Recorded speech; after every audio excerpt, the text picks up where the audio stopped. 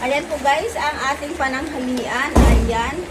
Pakbet po siya guys. Ayan.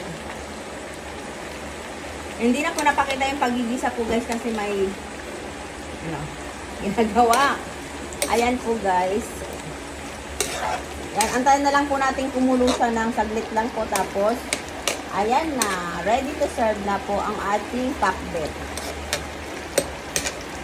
Ayan, nalagay din po tayo ng siling haba. Nakuha natin yan sa ating taniman doon sa kabila. Tapos, ito din guys.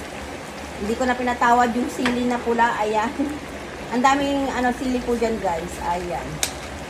Ito po ang ating lunch guys. Ayan, pakuluin pa po natin. Tapos, ready to serve na po ang ating ulam po guys.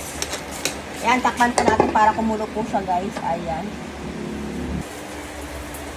Ayan na po guys. Ready to serve na po ang ating ulam. Ayan. Medyo may sabaw po guys kasi ang dami naman po kakain po dyan guys. Ayan. Pero masarap po yan guys. Ayan. Dami natin nilagay ng sili. Ayan. Ayan po guys.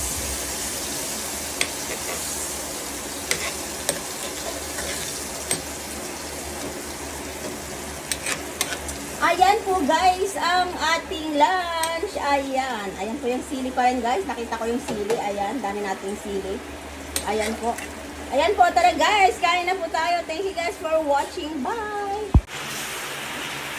Ayan na po guys. Tara guys. Kain na po tayo. Thank you guys for watching. Bye.